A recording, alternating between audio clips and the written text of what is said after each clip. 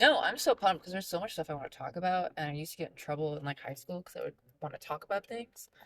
Literally, this one time, this girl started saying like, excuse me, like other people want to talk in the discussion, like called me out in front of Mm-hmm. everybody, and I was like, okay, what do you want to say? And she's like, oh, I don't have anything to say. I just Yeah. think you should stop talking. Then fuck I was off. like, and she was just like shut down. She did not expect me to turn on her. Yeah. But what are they saying? Okay, because I also want to talk about the fact that, Do you want me to put the recording back on? I mean, we can, If you but would, I don't know if this is like aimed at the podcast. If you just want to no, talk. this is just general. Got it, Actually, got it, this got would be cool. But like the idea of if something's flourishing in our society, we want the opposite of it. it. Mm-hmm. So like physically, like the way it's inhabited in bodies is that when we have less food and starved, what's considered beautiful in terms of like the human body is for people to be like more voluptuous. Mm-hmm. Versus the opposite, like when there's a lot of food and plenty, it's more desirable for people to be athletic, but then even now skinny. Or as Morrissey might put it, I want the one I can't have. Exactly. Yeah. So, and it's crazy how many things are determined about like where society is at and the inverse of it. Right.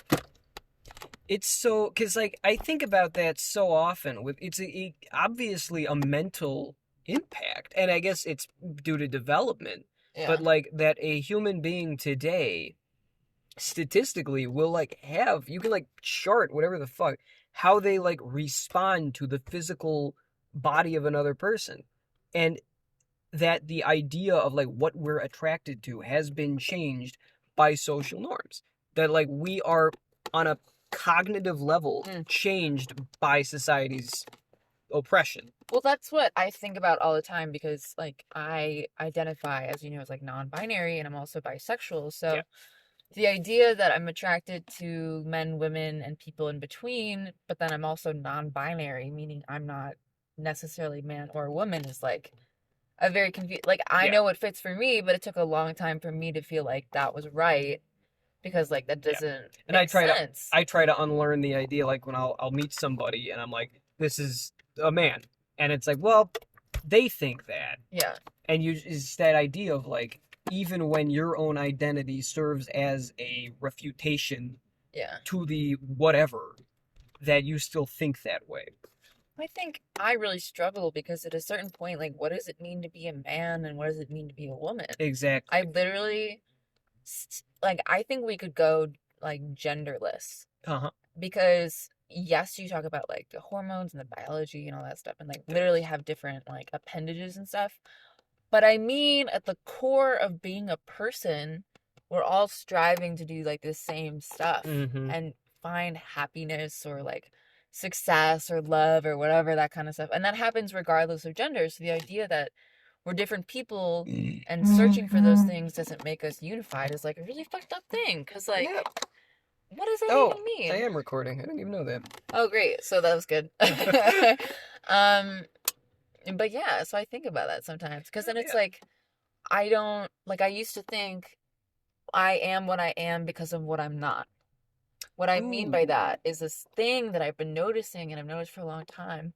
For example, I am a man because I'm not a woman. Mm-hmm. And when things get in the way of that definition, that's when people get hostile. Mm-hmm.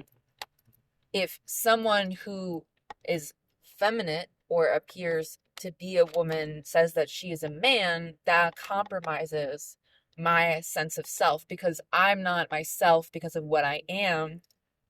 I am because of what I'm not. Right, I get that. I am a man because of my attraction to a woman. A man who I recognize as a man is not attracted to women but other men puts my definition in like troubled, like terrible waters, like choppy waters kind of thing. I get you. So like, yeah, so it's like it makes me think of like I am who I am for what reasons? Like what do you identify with? And also, if you purposely don't identify with something because of what something is, you're still basing what you are on what they are. Yep. That's why my friend used to be so like hipster and like it's so great because I don't like these things that are mainstream. It's like, no. the best thing is to be genuine and like what you like, regardless Yeah. if it's mainstream or not. And we have got this, it's everywhere. This idea of who you are and what you like and what you do Yeah. is filtered through, yeah, Yeah, but through like what you're, this concept that you get like fed.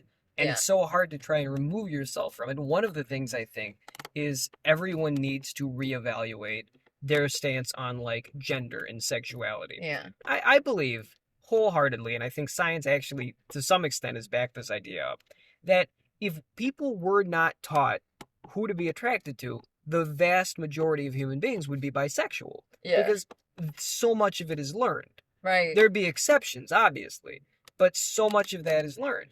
And also understanding attraction as not just sexual but also romantic. Mm-hmm.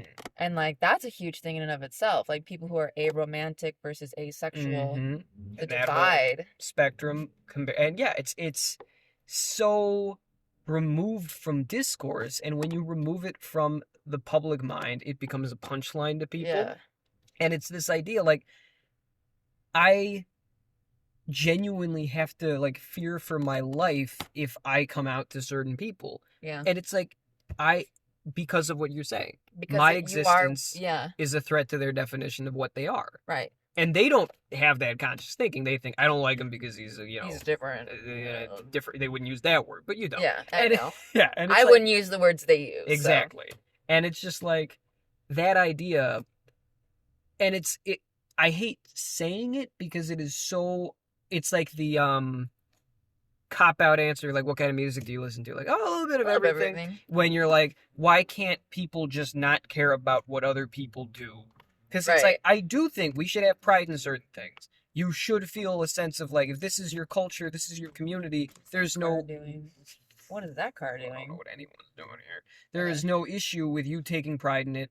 It's like it's different. And that idea of like the neoliberal concept of diversity, which is, Yeah. hey, we would like that black person because they make me think that they're kind of like a white person, and we can just make them come be a part of our system of capitalistic neoliberalism because they won't change it at all. It's like that's not diversity. And making their culture, quote unquote, palatable. Mm-hmm. Diluting it so that it's not really its own thing, but a version of our thing. A slight Right. assimilation, Okay. soft assimilation. Back to art history again. This is a huge thing, and not just art history, history in general, like revisionist history, but then also going back and saying, we looked at everything, we being, the one type of person that was allowed to do any like cultural investigation, we were applying our concepts of culture onto people and these Mm-hmm. things. For example, there was, the Venus, the idea of Venus. She's a Mhm. woman, Aphrodite, goddess, fertility, beautiful, all these things. There's a statue discovered of a Neolithic little like figurine of this woman, and she's like really voluptuous, like really cool, and she's got this weird cone head, which is like good for her. But 22,000 years ago, and they call her the Venus of Willendorf. And it's like, what the fuck? She was not around the time of like the Romans or the Greeks. Like white Steve Harvey. Yeah, like it's just like what? Like you calling her Venus puts all these like preconceived notions of fertility and beauty and like all these things, but like no, not necessarily.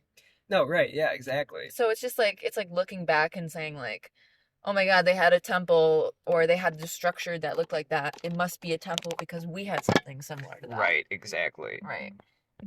Let me look this up real quick.